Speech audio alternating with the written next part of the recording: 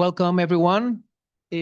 Before we begin, I would like to inform participants joining us via Zoom that captioning is available, along with French and Spanish interpretation with captioning and international sign interpretation. For participants attending in person who may require captioning services, this can be accessed by joining the Zoom meeting through the link provided in the event flyer. Thank you very much.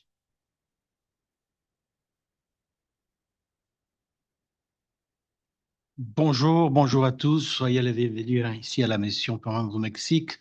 Bienvenidos a todos a la Misión Permanente de México. Welcome to Permanent Mission of Mexico in New York. Gracias a todos por venir. La Convención sobre los Derechos de las Personas con Discapacidad reconoce los obstáculos que enfrentan las personas con discapacidad y establece estándares internacionales y orienta las políticas públicas nacionales dirigidas a garantizar su plena inclusión.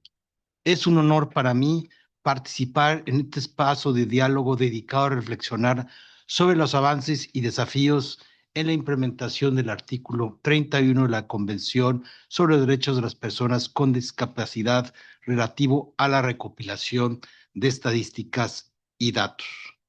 A 20 años de la adopción de la Convención, resulta oportuno reconocer que la disponibilidad de información precisa, oportuna y desagregada no constituye únicamente un ejercicio técnico o estadístico, sino que representa una condición indispensable para ser efectivos y realizar los derechos humanos.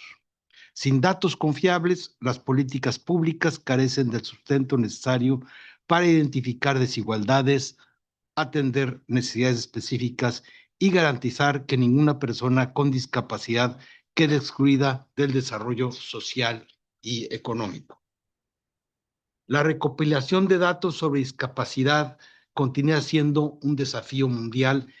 Exige metodologías robustas, herramientas accesibles y un compromiso sostenido con los estándares internacionales.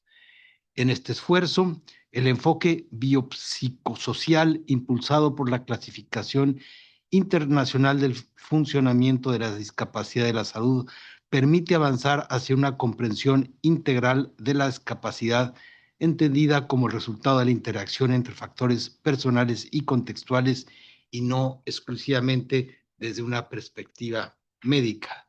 México reconoce la importancia de fortalecer sistemas estadísticos inclusivos y alineados con las mejores prácticas internacionales. En el Censo de Población y Vivienda 2020 en México se incorporó un conjunto de preguntas basados en la metodología del Grupo Washington, lo que permitió estimar que el 16.5% de la población mexicana, más de 20 millones de personas, vive con alguna discapacidad, limitación o condición mental. Estos avances reflejan esfuerzos concretos para mejorar la visibilidad estadística y orientar la toma de decisiones de política pública. No obstante, aún persisten brechas importantes a los 20 años de haber adoptado la Convención sobre las Personas con Discapacidad. Muchas personas y comunidades, particularmente en contextos rurales e indígenas, continúan insuficientemente representadas en las estadísticas oficiales. Ello limita nuestra capacidad para diseñar respuestas adecuadas y oportunas y constituye un obstáculo para la plena implementación de la Convención y de los derechos que en ella se incorporan. El reto, por tanto, no radica en recolectar información por sí misma, sino en asegurar que ésta sea accesible, comparable internacionalmente y utilizada de manera transversal en todos los sectores gubernamentales. Esto requiere la colaboración estrecha entre instituciones nacionales de estadística, organismos internacionales, academia, sociedad civil y de manera central las propias personas con discapacidad, cuya participación activa debe acompañar todas las etapas del proceso de producción y utilización de datos. México en esta oportunidad, y como lo ha hecho los últimos 20 años, reafirma su compromiso con el fortalecimiento de sistemas de información accesibles, desagregados y actualizados como una herramienta esencial para construir sociedades más inclusivas y equitativas.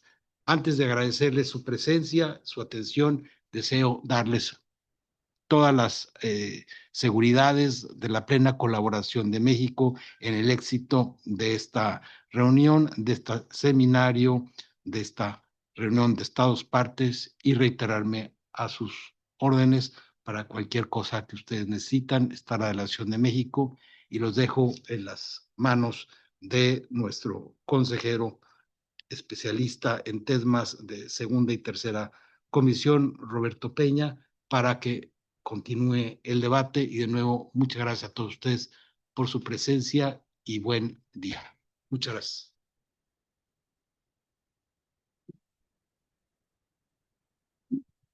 Thank you. We continue to the next panel. Thank you very much.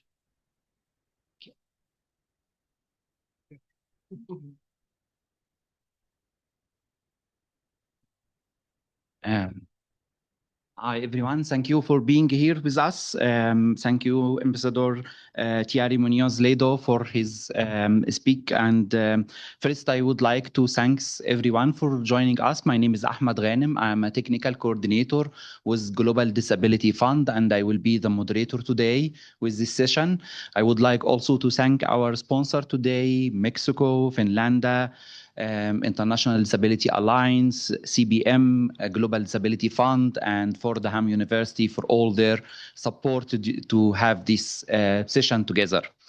20 years after the CRPD, and we know that Article 31 remained the most under-implemented article among the CRPD, although nothing can be done without data, and we know how the accountability could make a big difference with the right data at the right time, not only accountability, but planning and everything.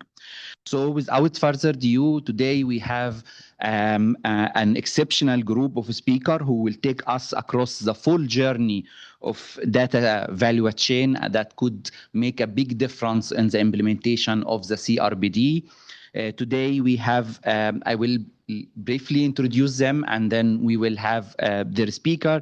We have today with us Elizabeth Lockwood, represents CBM Global at United Nations and co-lead of UN Speaker Group of Person with Disability Data Work. We have also today Dulam Sorin Jijed, is Executive Director of Culture Center of Deaf Mongolia and board member of CBM Global. We have Daniel Mont, CEO and co-founder of Center of Inclusive Policy with extensive expertise in statistical data for inclusion. We have Sufi Metra, is Professor of Economics at Fordham University and founder of the Disability Data Initiative. We have Bradley Carpenter, who is Senior Scientist at South Africa Medical Research Council and will join us through Zoom from the Disability Data Initiative. And we have one Anil Dujuvra, is Vice President of the International Disability Alliance and President of Latin America OBD Network.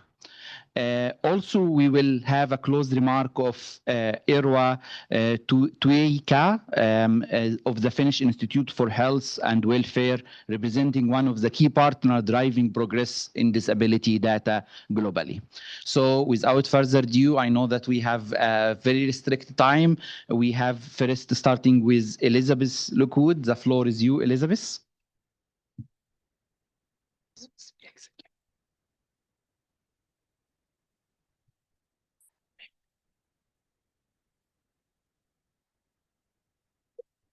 Thank you, and welcome everybody.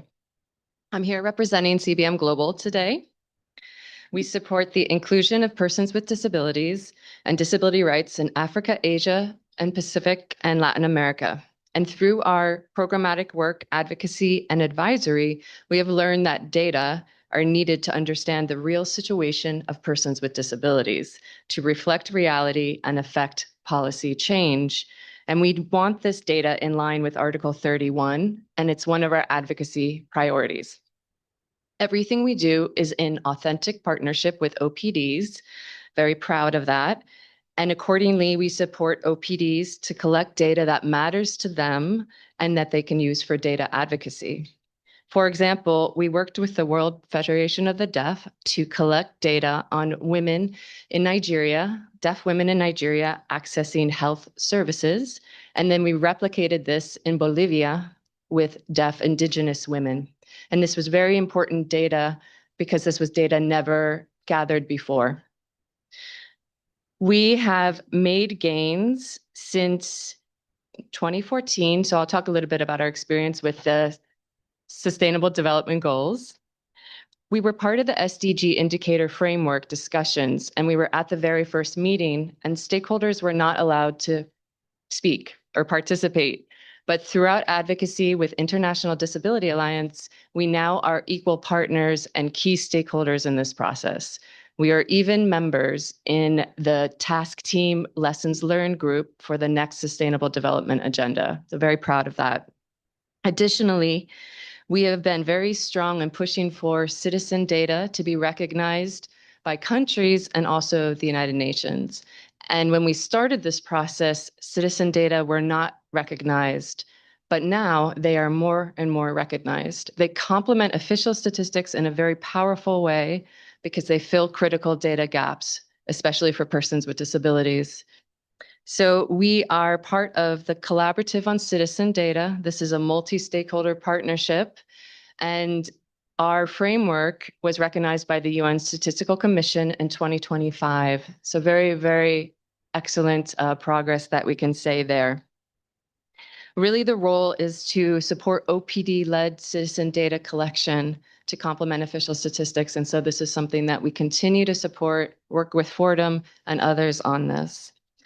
So we have made progress around disability data since the adoption of the convention and as well the adoption of the Sustainable Development Goals in 2015.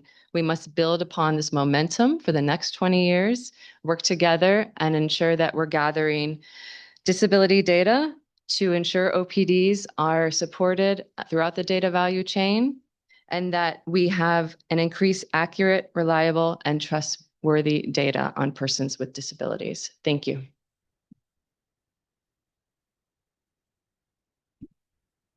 Thanks, Dr. Elizabeth, for your input, and definitely working with OBD in data is one of the most important line of work that we could have.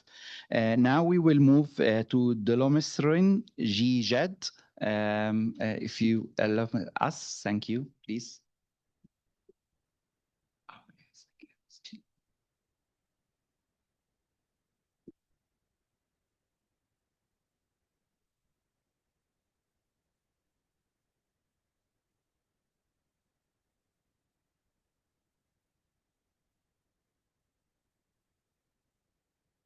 Good morning, good afternoon. I'm happy to see everybody here in this space. I am here to talk about a topic we're very familiar with. We know the principle, nothing about us without us, but I would like to add one more principle, nothing about us without data. Because when data is missing or wrong, our problems cannot be properly understood and they cannot be solved. Data isn't just about collection, it's about how it's collected, who collects it, and whose voices are being included. We need to be mindful that something essential to the CRPD is that data will make a difference. If disabled people are left out of the data collection process, the results might be often incomplete. We need to think about the person, their lives, and their access. For example, if a deaf person is being interviewed, a caregiver might instead provide the responses on behalf of the individual.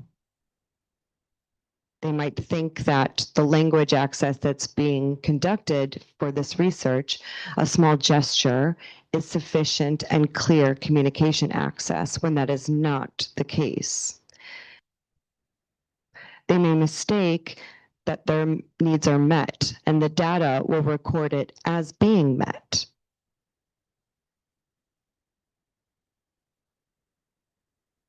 We see that there is a lot of research that doesn't have the data necessary.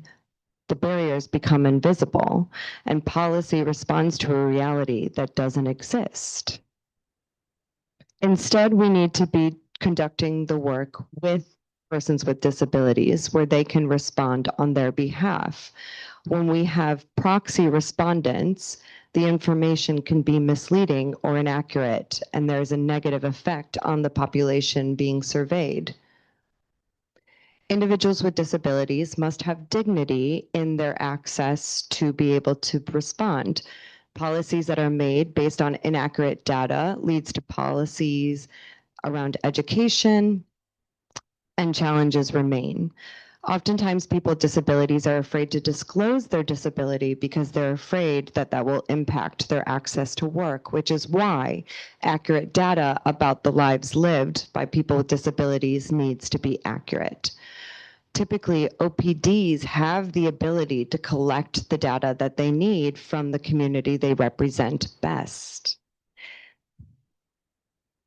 We understand that at times, government offices or agencies prefer to have a nationally registered data collection process, but the OPDs can offer information as well. In fact, we led our own research that was on a modest scale, but the findings were vivid and clear. However, when we shared it to academics and government agencies, they told us that the data was not sufficient enough because our sample size was too small. Well, we were able to interview 30 people. That process in and of itself was rigorous and required a lot of effort. We were excited about our findings and found them to be of good quality. However, the barrier existed in that government agencies did not agree. Another example is that we can work with government data organizations, but have our data be valued as well. OPDs are able to identify gaps in the data that government agencies cannot identify. However, a lot of OPDs and NGOs are working with limited budgets, limited resources. They don't have the kind of scale that government agencies have around data collection. This is a barrier. And so as a result, the data that we collect through OPDs are not typically accepted. That's a gap. Our information is not being recognized, not being identified, not being considered, and the barriers persist. With the 20th anniversary of the CRPD, I would like to see a future where we can consider our data and ask who is collecting the data, who is the data about, and are we working with persons with disabilities to collect this and their organizations? We also must have better quality data than what we've collected for the past 20 years. I look forward to that. Thank you very much.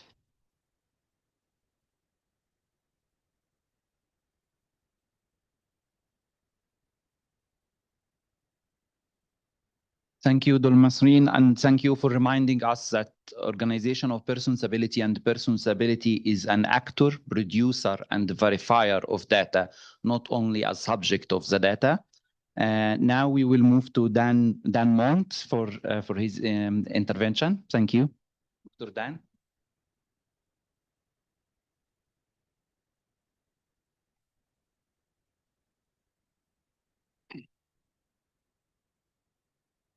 Hello, everyone. It's a pleasure to be here. Back in 2001, the UN Statistics Commission had a big meeting because of the incredibly poor state of disability data around the world.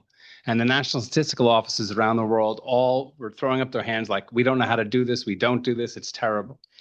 And from that meeting, arose the UN Statistical Mission's Washington Group on Disability Statistics. And I have to say, compared to 20 years ago, we have made incredible progress in collecting data. We have a long way to go. There's many things to do. There's many gaps, but I don't think we should discount how far it is that we've come. When we got together as the Washington Group originally, the idea was, who has a disability? Who are we trying to identify in the statistics? Because disability is a complicated concept and it's multifaceted. And the definition that the Washington Group came up with was, because the goal was to create a short set of questions that were suitable for a census, that was the first goal. People with disabilities were being identified by the questions as people who were at risk of exclusion because they had functional difficulties that, if they encountered barriers in the environment, could lead to that exclusion. And the reason that definition was used was because the idea was we want to be able to disaggregate outcome indicators like poverty, employment, education status, to see to what extent people are being excluded. So we needed to identify the people who were at risk of exclusion to see who was excluded and who was not excluded. And also those questions had to address the continuum of functional difficulties. Because once you start thinking about identifying people with functional difficulties, you have to recognize that they exist along a continuum. And where you draw the cutoff line is very is an issue I can talk about for an hour, but I won't. So why do we go? But we needed to go beyond that Washington Group short set in two important ways. First, to expand the people who were being identified as having a disability, because there were shortcomings. When you only have 6 questions, there's definitely shortcomings. And also because those questions didn't address environmental barriers and facilitators for inclusion. And so only identifying the difficulties people have is missing half the story about what creates disability. So the first thing that was done was created the Washington Group extended set, which added additional domains, anxiety and depression, because the Washington Group short set, we know, misses a lot of people with psychosocial disabilities. It added questions about depression, upper body, pain, fatigue. It also asked more questions within each functional domain. Identifies a lot more people when you ask a lot more questions. A lot of pushback from national statistical offices, because this is too many questions. We can't ask 25, 30 questions. So we created the Washington Group short set enhanced, which is the Washington Group short set with the areas we thought were the most important to try to address, which was psychosocial, anxiety, depression, and then upper body. And then another big gap in the Washington Group short set was it was missing children with developmental disabilities. So the UNICEF and the Washington Group got together and created child functioning modules for age 2 to 4 and 5 to 17 to try to account for activities essential for child development. Since then, the child functioning module teacher version, which is starting to be used in school administrative data, and then most recently the child functioning module humanitarian version to be used in crisis situations. We have so much more better data on children with disabilities now. This module has been used in many, many dozens of countries and enabled UNICEF to put out the first global report on childhood disability that was really evidence-based. So like I said, we've done a lot. Still, like I said, a lot more to go. Addressing the environment, Washington Group and UNICEF put together the inclusive education module to look at environment education, and the ILO and the Washington Group developed a disability employment module for looking at the world of work. And so these are validated instruments designed to be internationally comparable. We have the tools to collect a lot of good data. We need to be able to use them more. The inclusive education module looks at 4 different domains related to the environment: attitudes, that people have about children with disabilities in schools, the school environment, getting to and from school, physical accessibility, academic accessibility, affordability, and then also reasons why children are out of school. What are the barriers that are preventing these children from getting into school? And so this module has not been used a lot. So we have a module. We're trying to promote an increased collection of this kind of data. The disability employment module has basically the Washington Group short set enhanced. So it has the 6 questions plus questions on psychosocial. And it has questions on barriers to employment, workplace accommodations, attitudes, questions to try to address all of that. So we have this module. It's only been used, I think, in 6 or 7 labor force surveys globally right now. So we have 6 or 7 countries that have used a really good module in their labor force survey. We need to expand the adoption of these tools, but we have these tools, and and as Sophie will be talking about later, we have many places that have been collecting disability data. The one area that I think the Washington Group still thinks is weak is the mental health, the psychosocial disabilities. Because the questions are not really functional. They're asking about, do you feel anxiety? Do you feel depression? How often do you feel? And that's not the way we want to identify people with disabilities. So the Washington Group is working on testing a set of questions that are more functionally based in cooperation with some psychosocial OPDs, because it's really important to include. OPDs have been involved with the Washington Group since the beginning, actually, to address those issues. So we've collected a lot of data. We have a lot more to collect, but we have the tools, and I think we should feel positively looking back over the last 20 years, because even though, like I said, we have all these challenges, we've come a really long way. Thank you. Thank you, Dr. Daniel, for your input, because I think that it's very important to remember that there are a very positive progress when it's come, and especially Washington Group, which have been becoming one of the most used set of questions in the history of disability. So congratulations of all the work that we have done. And it's great also to hear about the collaboration with different actors, UNICEF, ILO, and different actors in creating more set of questions that is fit for different purpose. Now we will move to Dr. Sophie Metra, which will talk to us about the Disability Data Initiative Questionnaire Review Database and the result of it. Thank you.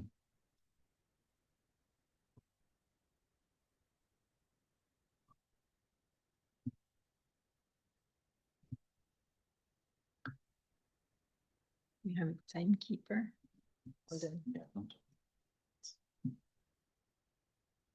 Good afternoon, everyone. Thank you for being here. I'm going to talk about the Disability Data Initiative as a collaborative initiative, and in particular about the work we do to document disability data gaps. Am I audible? Yeah. Okay. Since this side event is focused on Article 31, I included here on the slide to remind myself what Article 31 is about. So it's about state parties undertaking to collect appropriate information, including statistical and research data.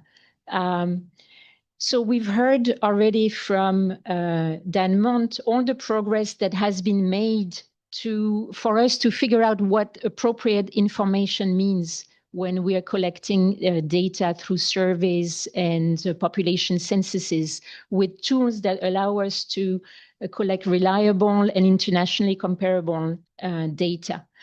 And then the second part of Article 31 is about being able to disaggregate statistics to help assess the impact of policies that are implemented in the context of the CRPD. So in this context, the Disability Data Initiative was started to document data gaps. So we are asking whether in the data sets that are used to produce national statistics, so these are based on national household surveys and population and housing censuses, whether there is data to monitor the situation of persons with disabilities with internationally comparable data. We also produce disaggregated indicators to highlight inequalities, and my colleague Bradley Carpenter will tell you more about this work later. And then we try to make our results accessible and usable to a broad audience. And finally, we do research on the inequalities and what drives them and the policies that might be able to close them. So the Disability Data Initiative is an international research partnership with researchers with and without disabilities based in different parts of the world, including in Asia, in Sub-Saharan Africa, Latin America. We have a partnership with CBM Global and IDA. I have a screenshot here of selected members of the team from North America and Sub-Saharan Africa. So you have here a QR code. If you're interested to go to our website, it's https://www.disabilitydatainitiative.org. Okay, so first, how do we document the data gaps? So we review the questionnaires of population censuses and household surveys. We focus on the availability of functional difficulty questions. So why such questions? So as was explained earlier, it's because we have tools and we know that functional difficulty questions about seeing, hearing, walking, do a good job at identifying people who are at risk of exclusion. And we have recommendations from the UN for recommendations for censuses for specific questions to be included in censuses in 4 core domains and 2 additional domains, and a recommendation for the Washington Group short set in particular. So why a focus on population censuses and household surveys? Because that's where national statistics come from. So as was mentioned earlier, if there is a complaint about qualitative research and their sample size by national statistics offices, that complaint typically cannot be made when we work with census data or survey data. Okay, so we keep track of whether these national data sets include functional difficulty questions, in particular the Washington Group short set. And what do we find? Well, we find that the Washington Group short set has been increasingly included in national data sets. I'm going to show you here. So this is work that you can find in one of our databases called the Disability Statistics Questionnaire Review Database. Here on this slide, there is a screenshot of a world map where countries are color-coded for whether they include the Washington Group short set in green, other functional difficulty questions that at least meet the UN standards for censuses in blue, and countries in red do not have such questions, at least in the data sets that we have reviewed. And we estimate we have reviewed about half of the data sets available since 2009. Now, on this slide, there is a bar chart showing how the collection of the Washington Group short set or other functional difficulty questions has increased since 2009. So the blue part of the bar shows the percentage of data sets with the Washington Group short set. So it's a sharp increase in the early 2010s, and then an even larger increase between 2019 and 2025. And we find that a lot of population censuses from the 2020 round do include the Washington Group short set. It's especially the case in Sub-Saharan Africa and in Pacific island countries. But overall, most regions of the world show improvements overall for household surveys.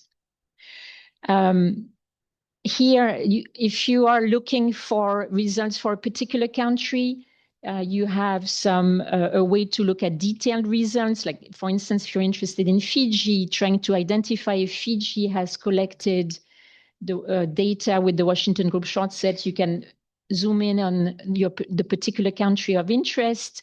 That could be useful for researchers, could also be very useful for advocacy purposes. So feedback is very welcome on our work. We are trying to expand our work and expand the review to other types of question sets, including the child functioning module, for instance, or the enhanced set of the Washington Group. We are also eager to make our results more usable and more accessible. So comments around that are very welcome. And as a note, I would say that our work shows that there is considerable progress in the adoption of the Washington Group short set or similar questions. However, there is a lot of work to do because what we see is that not all countries that have adopted the short set adopted systematically. So for many countries, we have data for a particular point in time. In fact, for most countries, we find data with the short set at a particular point in time, but not at repeatedly, so that we would be able to do the monitoring work that is required for us to monitor the implementation of the convention. Thank you very much. Thank you. Thank you, Dr. Sophie. It's great to hear about the Disability Data Initiative and where the country stands. And this is where we can hold the country accountable to Article 31 when we understand where they are stand. Now we will have moved to Dr. Bradley Carpenter. I understand that he is joining us from Johannesburg on Zoom. Hi, yes, I am here. Yes, thank you. Actually, Swellendam in the Western Cape. But yes, thank you for having me. As they have already introduced me, I'm Bradley Carpenter, and I'm a senior scientist at the South African Medical Research Council. And yeah, I'm part of the team in the Sub-Saharan African arm of the DDI. So I'm going to have a quick set of slides here. Okay, so basically, Sophie's already introduced this quite nicely, what we do and why we do it. And I'm going to speak about the other half of what we do. So obviously the first step in this process is, find the data sets that are out there, the questionnaires, what questions they're asking, assess that. But then after that, we take those data sets and we look at, which of these data sets actually have microdata available, where we can get individual level data and actually analyze it ourselves. So in doing that, we have made the Disability Statistics Estimates database. So what this is, it's basically an interactive portal that takes the data that we process, all the analysis that we do, and makes it accessible for people. So that, anyone can go in there and retrieve data, get it in a nice user-friendly fashion, produce some graphs or figures, or get the raw tables. And the main thing which I'm going to talk to today is about what's actually in there. So the first thing is we have a bunch of different types of indicators. We have indicators in demographics, in education, in health, standard of living, personal activities, and there's a lot of different SDG and COPD aligned indicators within the set. So we have things like, primary school education, or access to family planning, owning a mobile phone, or, the employment rate. So all of these things, they live under these different, what we call domains. And we produce estimates on all of these things. But now the next question you might ask is, okay, well, you have all these indicators, but, who are they actually available for? So obviously the first thing we do is we disaggregate all of this by disability types and disability severity. So we have, for instance, something like a lot of difficulty or cannot do it all in any domain, or some difficulty seeing. So you can obviously get this estimate, specific indicator for one of those disaggregations, or a few of them if you want to compare. But then we also further disaggregate by important sort of populations within that. So, men versus women, urban versus rural, or maybe age groups. So you might think, okay, I'm interested in young women, it's not a good example, but women with disabilities, and specifically maybe you say seeing difficulty in my country. And so you can actually get that, and you can get that quick and easy from our interactive platform. And then the further innovation, which we then looked at, is making that available not just on a national level, because that's where most people stop. They say, okay, we've got this national data and we produce it and then we're done. So we've actually taken it a bit further. We've looked at where can we actually produce subnational data. So we take those same sets and we look at, okay, maybe someone sitting there in the NGO on the ground and they say, okay, well, I need something for my province, or maybe even lower level, say my district, which is what we would call admin level 2 here in South Africa. And so they might have this question, I need to look at women with any disability in my district. And we actually produce that data. So they can just go in there and they can get that number straight away, quick and easy. And so now I'm going to show you a few examples of this. So the first thing is obviously what you've already seen. So this is from the website directly. So we get these figures and we get these maps, and I'll go over that a bit later as again, just a demo. But then what you can do is you can also retrieve the data from our tables. And so we've had some fellows that work on our team, and they've actually done this already. So they've retrieved data from the website, and they've gone and used that to make something else. So this is, for instance, a little graphic which shows employment data in Rwanda. And then similarly here, this is about youth inactivity, also for Rwanda. And so these are things that people have done with our data. They go on there, they access it, and they use it to produce something to tell a specific story, or to make a point that they need to do to advocate for something in their country, for instance. And so one of the big things we have as part of this whole process, and I think this is quite an important part, is sort of a capacity building element and working with NGOs and DPOs. So one of the things we do, and this is something we've just been doing in our 3 countries we're working at the moment, is to go and ask people, what actually works in our database, what doesn't work, what's our ideas for how we can improve it, or make it better, or get more people using it, so that we can actually use this, put it in the hands of the people who need it, whether that's NGOs, DPOs, or policymakers, because we envision that having the data at your fingertips like that is a very powerful tool to drive change and to understand the situation of people with disabilities. And so I'm quickly going to switch to our platform itself. So this is our landing page. And if you go in here, this is our newly launched landing website. So basically, this is the one half of it. So this is our sort of cross-country estimates page. And so in here, you can go in and select specific countries of interest. So you might say, okay, I'm actually interested in this set here. Sorry, my Zoom window's in the way. And this in particular is East Asia Pacific. And then you've got all of your estimates for that group.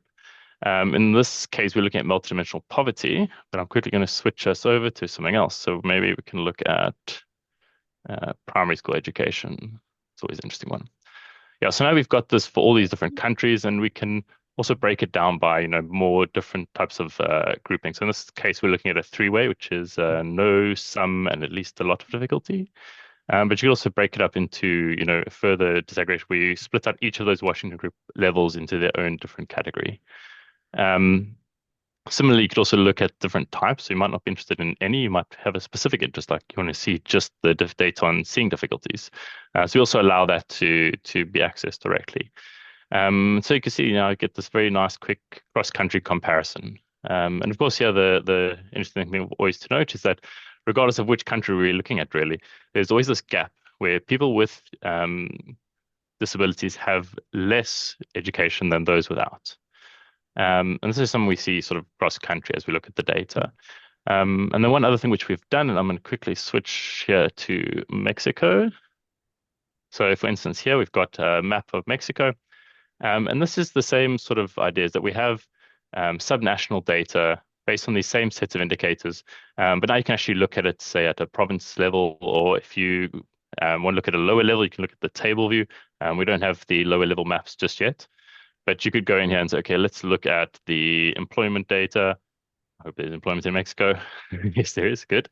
But yeah, so you now get this picture of, and this is for any disability, what's the difference in employment rate across the country? You can go in here and find, for a specific region of interest, exactly the rate that you have there. So that's a great tool. And this is one thing which a lot of the NGOs and DPOs that we've spoken to regarding the platform, they're very interested in this in particular. Because this is one thing which they often are doing, is they're sitting there on the ground and saying, okay, well, I have this question of how many people in my region have a disability. But to get that data from the NSOs is very difficult. And they don't have the capacity necessarily themselves to get that data and analyze it. So that's why the DSE is such a great tool, because it actually puts that data in their hands. They don't have to rely on the NSOs and that long process that involves actually getting that specific data. They can just go in here and they can quickly and easily access data. And the data we draw comes from a variety of sources, all very large, nice data sets. And we actually have a little algorithm that we use as well to try and prioritize the most relevant data set to a particular indicator. So this provides a nice, easy way for them to have to tackle all those questions about, what's the best data source for a particular data set. So yes, and I'm going to quickly just hop back to my thank you slide. Yeah, so that's the websites for our various different parts, including our newsletter, which I understand just went out. And I assume I'm in time. Thank you, everyone. Thank you, Bradley. Thank you for taking us on this journey. I think that it's see how data could be first visualize it, but also analyze it to make a big difference. And I can see how the added value of this platform to understand and to work on this data. So for our last speaker today, we have Juan Anil Dijove will join us.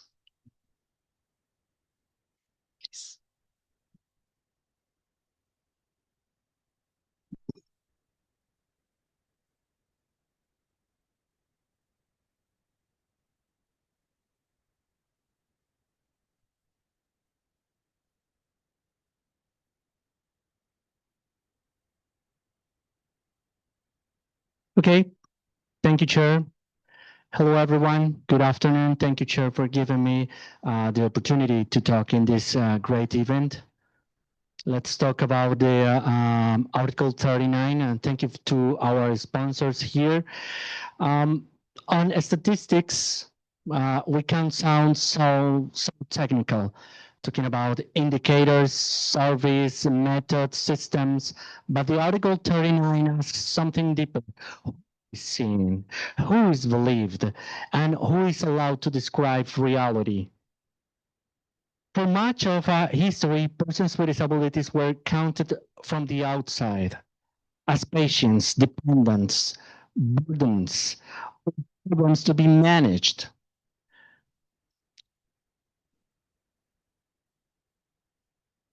The CRPD changed that frame. It recognized persons with disabilities as right holders, knowledge holders, and agents of change. With Article 4.3, Article 30 requires more than disability disaggregated data.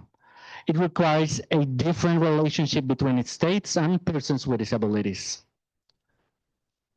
Data is never only a mirror of reality. It helps make reality. The categories we use, the questions we ask, and the voices we trust shape what societies understand as true.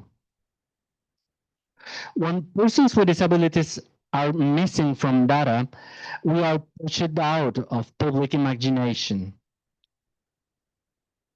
When our lives are measured badly, is built on misunderstanding. When our experiences are not recorded, violations continue in silence.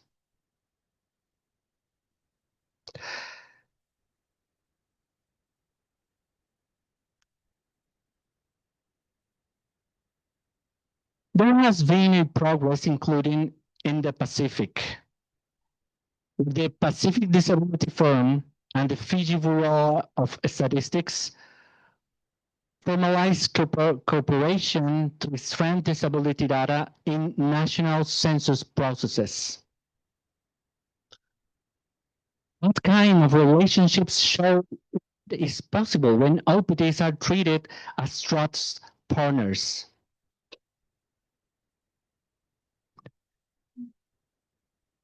But we still not have the data needed to implement the CRPD. We often do not know whether children with disabilities are truly included in ordinary schools or only enrolled on paper. Whether participation is meaningful, who receives support, who controls it, and whether it enables autonomy. And we still do not know how many persons with disabilities are deprived of liberty in institutions, psychiatric facilities, group homes, and other places of separation. The absence of data protects that status quo. That is why OPD-led and citizen-generated data matters. When states cannot give us the data we need, the disability movement has had to create it ourselves.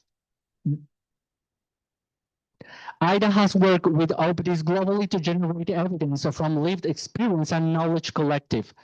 During the COVID-19 IDA survey worked to document what many official systems fail to see: inaccessible information, disrupted support, exclusion from emergency responses, and the impact on persons with disabilities and OPDs. IDA and its members have also generated evidence on inclusive education, participation, health equality, and institutionalization. Our surveys and OPD's participation show the difference between being invited into a room and influencing a discussion. Our institutionalization work seeks to expose people hiding away because societies have not learned to support freedom, independence, and belonging. The lesson is clear: disability data becomes more truthful when persons with disabilities help produce it. But these require investments. This cannot carry the through unpaid labor, short-term projects, or symbolic consultation. They must be supported as researchers, trainers, enumerators, analysts, and accountability actors. It is very important, just to close these remarks, to mention and to say thank you to the permanent mission to the United States of Mexico, that we are here as a Latin American network of persons of disabilities and their families. And we are here, 3 members of the board, and we have 1 person coming from Mexico, 1 Mexico citizen. This shows that our commitment to have this data, to show the data, and to work for the persons with disabilities and their families. Gabriela is here also as a Mexican citizen. Thank you, Gabriela. Thank you, everyone.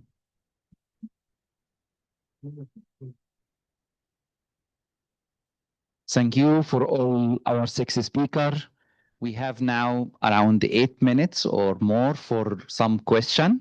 We can take 2 or 3 questions for our panelists and speakers, and then we answer. I will ask you to keep the question as short as possible.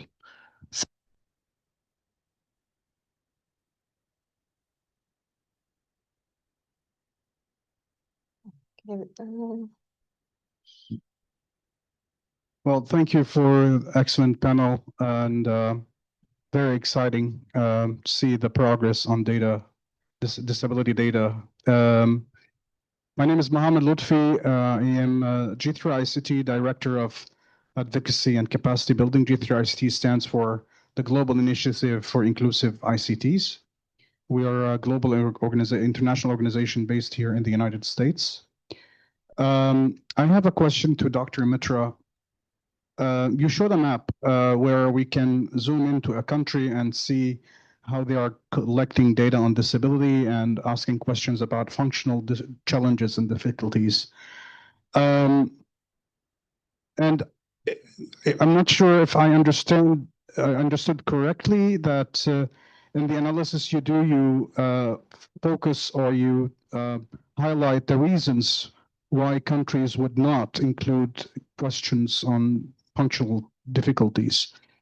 So if I understood correctly, I would like to ask you if you can explain a little bit more the variables you use for analyzing the reasons behind not using these this kind of questions. Thank you.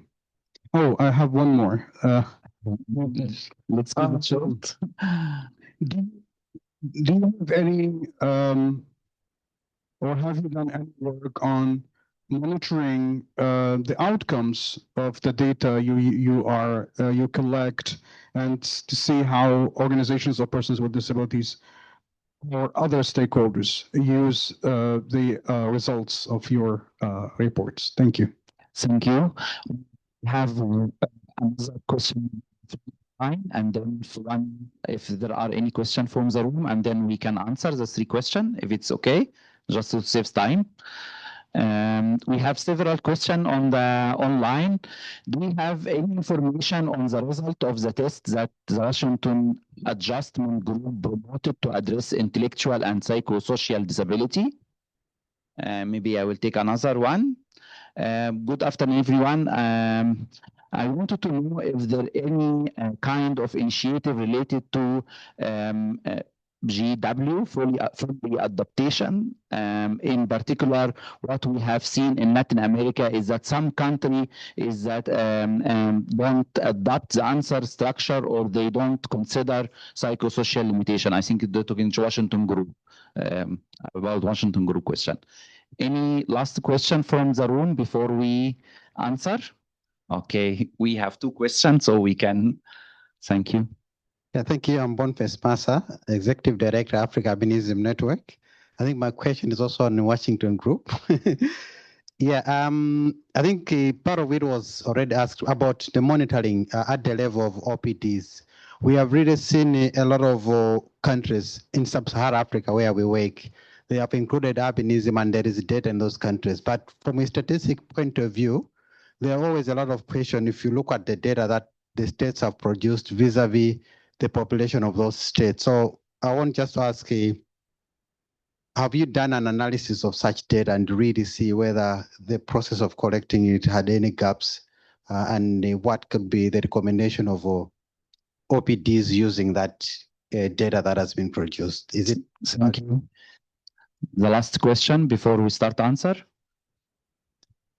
I see that a lot of the data is very effective in identifying what and who has disabilities. I didn't hear about measurements of, say, integration into society. And if you had that data, you could compare policies between different countries. Who does the best job of creating healthy social tissue with disabled people in that tissue? Do you know of any studies of the integration in society? Thank you. I think we stop here and start to answer. And if we have more time, we will, but I doubt. So who from our speakers?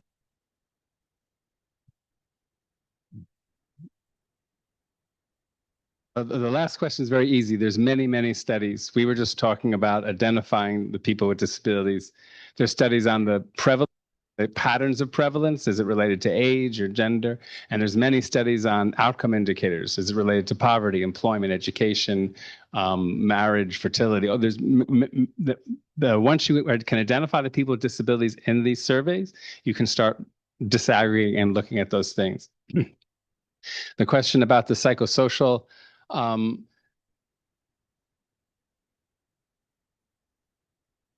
back.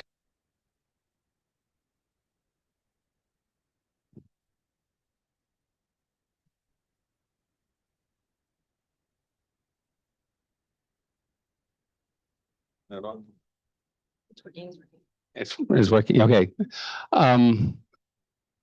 The mental health ones are the most difficult ones to crack. The questions being tested now, the way they're being tested now is something called cognitive interviewing, right? Where you ask the questions to people with and without disabilities, they answer, and then you interview them, a qualitative sort of interview. Why did you answer the question that way? What were you thinking of? And trying to see if the question is being interpreted and answered in a way that's identifying the people we want to identify as having psychosocial disabilities. Is the question working?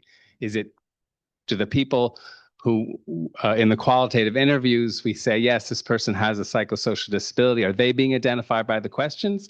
And are the people who we say are not, are they not being identified? In that cognitive interviewing in 3 or so countries so far, has worked very well in the sense of identifying the people they were hoping to identify. But we've had problems with the questions when going to the groups of people with psychosocial disabilities. They have some issues with the questions because they feel the questions are saying that people with mental health have problems. Sometimes a question which works statistically, like, do you have difficulty making and maintaining friendships? Okay, is a question which is going to have a much higher rate of people saying that. Okay, so you're identifying the people you want to identify, but you're doing it in a way which is maybe creating stigma or putting quote unquote blame somewhere. So it's creating a very difficult problem trying to have questions that work, but that don't have these other issues. So that has brought that work. I'm not in that working group. Back to the drawing board. I'm talking too much. We don't have much time. Thank you. Maybe we can stop Yeah. it. I'll start with Mohammed's question on why do countries do not adopt the Washington Group short set or similar questions. I don't think we know. We always know. In some countries, members of our team have conversations with people in national statistics offices. For instance, currently in India, the census questionnaire has been prepared. They're not adopting the short set. They're sticking to questions on impairments. They are making them a longer set of questions, but it's the same impairment model, which we know underestimate the disabled community. So we don't always know, but it's good to have conversations and have researchers, DPOs involved in these conversations. And then how do DPOs use our work? I think we are only now starting to find out. My colleague Bradley could tell you better that we're having ongoing work in South Africa, Rwanda, and Kenya, working with DPOs to see how our results are used and could be even more useful and improved. So that's work in progress. And here again, partnerships are really important. And then finally, the question about integration. A lot of our work is around estimating indicators around integration. So whether it's employment or poverty, education. So I think we see more and more work around integration through a variety of indicators with more and more data.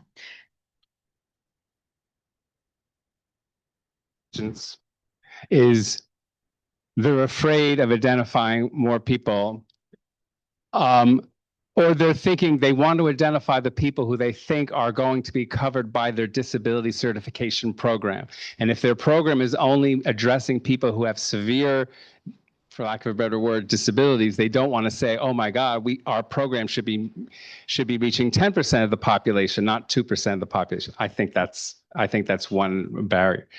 One thing also I forgot to say, another important thing is not just collecting the data from different data sources, but coordinating and harmonizing that data so it could be used more powerfully. Sometimes there's confusion, right? One data source says this, another data source says something else. Why are they different? People don't believe anything, they're confused. Or one data set talks about children who are out of school, the other data set talks about children who are in school, but they're not compatible with each other, so they can't be used together. So we actually have a brief talking about some of these issues and about how to go about harmonizing disability data systems. So afterwards, if you're interested, you can come up and take a look. Any other of the speaker would like to have any last comment? Do you have a question online? Bradley, yes, definitely. Bradley, please step in to answer. Hi there, sorry. Was there a specific question? I think it was maybe Sophie's one about the use in the OPDs. Yeah, so I think also I just wanted to comment quickly on Dan's thing, because I think that's one thing which we are quite focused on within our DSE work is, harmonizing these different data sources and making them comparable.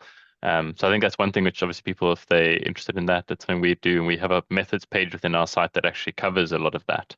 In terms of the OPD work, yeah, we've been heavily engaging with our local OPDs just to get a sense of how they actually use our data and what they actually need, because I think that's a big thing which often comes up is, we produce all these data, but is it actually the data that people want, or is there something else that they want? Is there slightly different, definitions that they are expecting than what we're using? So I think that's a big part of what we're doing at the moment is this engagement and actually finding out, these changes that we do. So say, for instance, one of the things which we focus on quite a lot is accessibility of our site.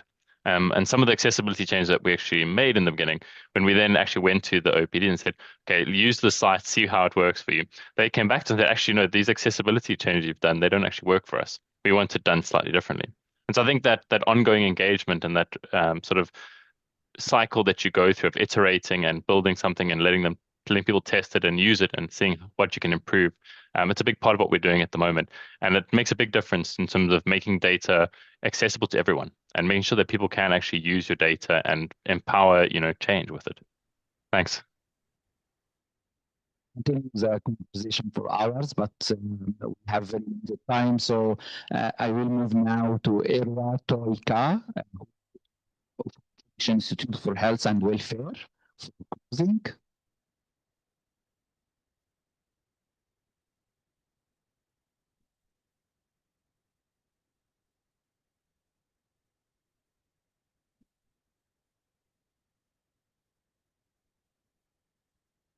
Thank you, Mr. Moderator.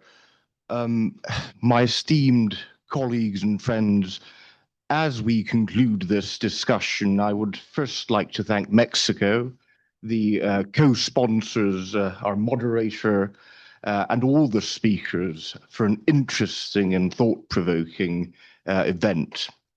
My name is Ira Toika, and I work at the Finnish Institute for Health and Welfare, and my primary responsibilities include the development and research of disability services in Finland, particularly from a statistics and data point of view, which is probably why I'm here with you today. Today's presentations have reminded us that Article 31 is often described as a technical provision of the Convention. However, the discussion today has shown that it is fundamentally about rights, participation, and perhaps above all, accountability. We've heard today that about important progress over the past 20 years, the development of the Washington Group's question sets and related tools have provided countries with practical methods for producing internationally comparable disability data. We've also heard how organizations of persons with disabilities have increasingly become partners and leaders in generating data and knowledge about the lived realities of persons with disabilities. However, at the same time, it needs to be acknowledged that that gaps do remain and the work is far from finished. Too often, disability data is collected inconsistently, too narrowly, or perhaps not at all.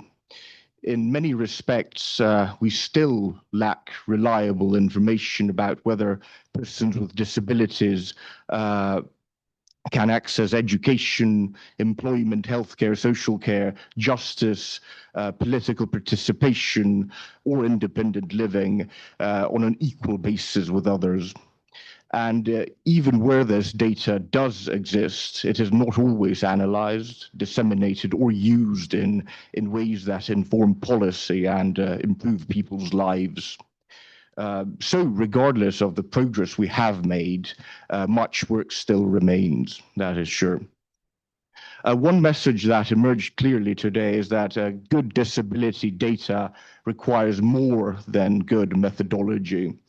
It requires meaningful participation. The disability rights movement has long reminded us that nothing about us without us. Today's discussion suggests an additional principle. Perhaps truly we ought to say nothing about us without data and no disability data without us. The experiences shared today demonstrate that OPDs are not merely the subjects of data collection, but they are essential partners in designing questions, identifying gaps, interpreting findings, and ensuring that statistics reflect what is actually happening in society. In Finland, strengthening the knowledge base on the rights of persons with disabilities is an important national objective. Work is currently underway to identify key information sources, knowledge gaps, and ways of better understanding how the rights of persons with disabilities are realized in different areas of life. This work is being carried out together with organizations of persons with disabilities, researchers, ministries, and other stakeholders. One thing has become clear. Understanding whether rights are realized in practice requires not only quantitative data, but also the knowledge and experiences that persons with disabilities themselves bring to the table. From an international development perspective, Finland has also reinforced disability inclusion across its development cooperation, and we continue to emphasize the importance of collecting, analyzing, and using sex, age, and disability disaggregated data, including through the use of Washington Group questions where appropriate. But the data indeed, the data collection alone is not enough. Data must ultimately serve the people whose lives it describes, and it should help improve policies, accessibility, participation, and inclusion. As we look ahead to the next 20 years of CRPD implementation, I believe our challenge is not simply to collect more data, but to collect better data, to use it more effectively, and ensure that it contributes to real and equitable societal change. Data is not an end in itself, but rather its purpose is to help us identify barriers, measure progress, and hold ourselves accountable to the commitments that we have made under the convention. And ultimately, its purpose is to ensure that persons with disabilities are not only counted, but are fully included. Dear friends, with these concluding remarks, I would once more like to thank the organizers, the speakers, and the audience of this event. Thank you all, and I wish you all a very good and productive conference.